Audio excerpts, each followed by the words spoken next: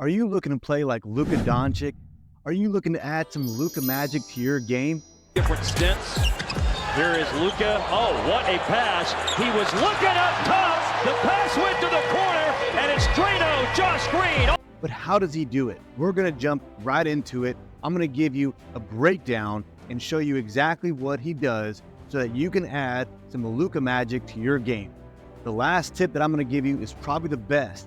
So make sure you watch to the very end. I don't think you want to miss this.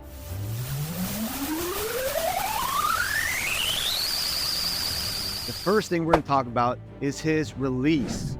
So let's jump into how Luka shoots the ball. He has a very high release point on his shot. He brings it slightly behind his head and he has a very smooth snap of the wrist. And then he flicks that wrist very violently and with a very smooth, controlled motion. By having a high release, this is going to do several things for you in your game. First of all, it's going to allow you to not get blocked very often. When you see Luka release his shot over his head, it very rarely gets blocked because he has a high release point. The other aspect with a high release point is to be able to get to your mid-range. By having a high release, you can get inside the key, inside the paint, and release it high so that your opponents do not block your shot, and you're able to increase your scoring average and your overall ability to play because you're able to have a mid-range game. So how can you get a higher release point on your shot? Well, it starts with up close to the basket. So when you're up close working on your shot, work on one-hand form shooting. I teach you some other videos. One step, straight out. Step 2, locked and loaded with a perfect L 90-degree angle. Step 3, we're going to release it at the basket, making sure our follow-through is forward with a straight line with our hand down into the cookie jar. As you get stronger, take steps further away from the basket. And I'm going to do the same thing, working on my form. Take a step back. Continue to work on your form until you can shoot a free throw one-handed. Once that's simple and easy and you have the strength, then work on bringing it a little bit in front of you and releasing it instead of out here, releasing it on the way up a little bit higher. This will allow you to get the Luka type release on your shot. What I want you to remember is that everybody has a bit of a unique shot. But if you're looking for the Luka type shot, then you need to get your release point a little bit above your head. In order to do that, you can add a little bit of a pivot right here in your shoulder to then release it higher up and release it here with your follow through and not so far out in front of you. As you get stronger and build your strength up, you should be able to get a little bit higher release point. This will allow you to not get your shot blocked as often. Number 2, what allows Luka to be one of the best players in the game is his passing ability. We're going to break this into 3 different levels. First, I want you to look early. So when you see Luka and he has the ball at the top of the key, you will see him looking around out of his peripheral. Pay attention to where the defense is. That way you know if you start driving this way, that's going to attract the defender. If you start attacking down the lane, this ball side defender is going to start helping, and now you have that opportunity to pass the ball. Next, I want you to look often. As you move throughout the floor and you move different spots on the court, you should be looking often and early about where the help side defense is. This will allow you to constantly be adjusting your position and your peripherals so that you can see where the defense is located at. I want you to not pay attention so much to where your on-ball defender is. You need to be able to adapt to where the defender is that's guarding you. You can back him down and you can feel him on your hip. But stop staring at your defender. Pay attention to where the help side defenders are and where your teammates are so that you can become a great passer. Along these lines, don't be looking at the rim all the time. The rim does not move. So you do not need to be constantly looking up and seeing where the rim is. So you need to be paying attention to where your teammates are at, where the defenders are at. But you don't need to be paying attention to your on-ball defender and where that rim is, because you can feel your defender and you already know where the rim is. That's what will help you to become a great passer. The next level to becoming a great passer is you need to be able to pass with both hands. You need to be able to pass off the dribble with both hands.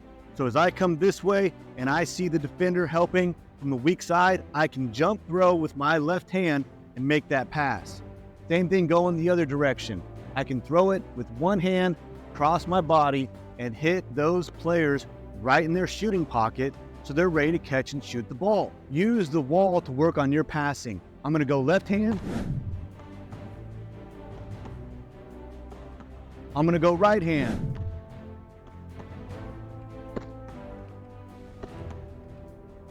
Skip pass where I'm dribbling, throwing it over. Pay attention to where you're hitting the ball on the wall. So I want to try to find a square. And I want to find that midpoint, and then I want to work on hitting it every single time.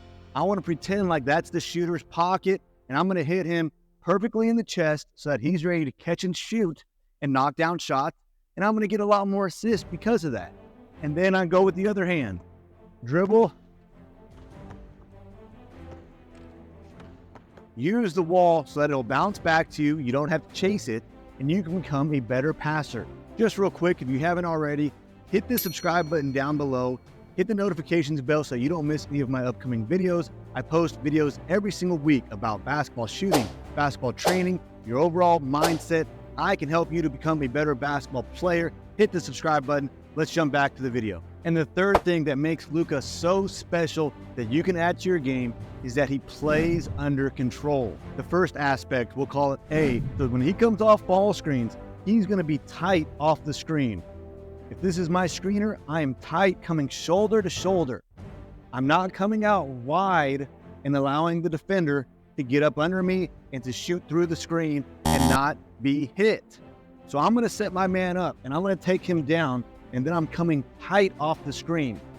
Now the defender is behind me. As I like to say, we put him in jail. He's behind us.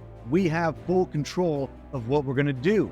So once we come off this screen, we have the defender on our hip, and now we really want to slow down and survey the floor.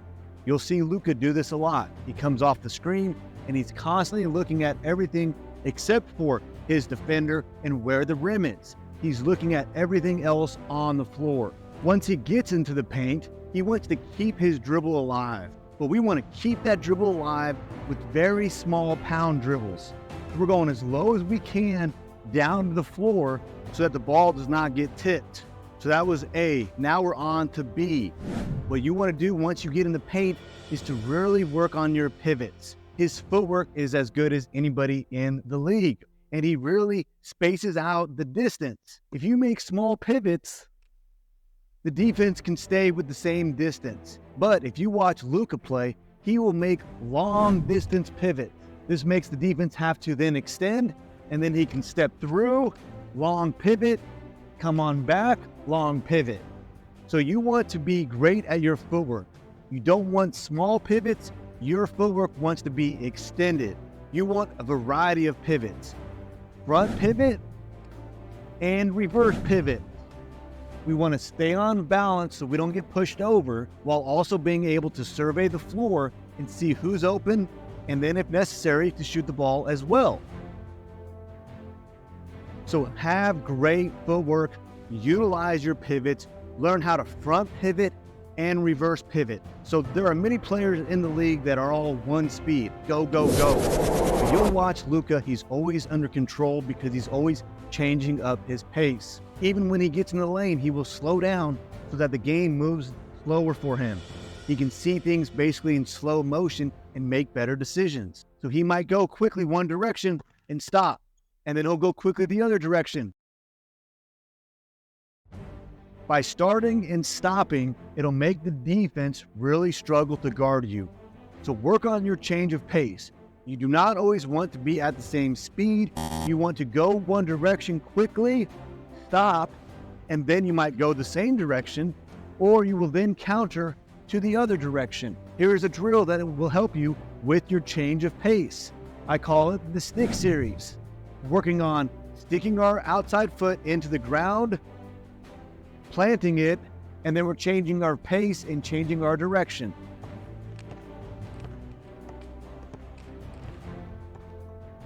So you can do that drill the entire length of the court. Go between the legs, go behind the back, do different combination moves. There's a million different scenarios and combinations that you can do to work on your change of pace. This will make you a lot more difficult to guard. So to summarize our video, if you want to become great like Luka, first of all, you need to get a higher release on your shot. This will make it more difficult for players to block you. It will allow you to become efficient in the mid-range. Next, you need to become a great passer. You do this by surveying the floor early and often and being able to pass with your left hand and your right hand. Next, you need to be able to control your pace, your speed of play. You do that by changing up your pace, controlling your body, keeping the defender on your hip when you come off ball screens, and then using your footwork to become great at pivots. Long pivots, not short pivots. If you use all these steps, I promise you'll become a better player. You'll start to look like Luka. You'll get some Luka magic to your game. If you've learned anything in this video, be sure to hit the subscribe button. As I mentioned, I post weekly videos about basketball shooting, about basketball training. My goal on this channel is to make you the best player that you can become.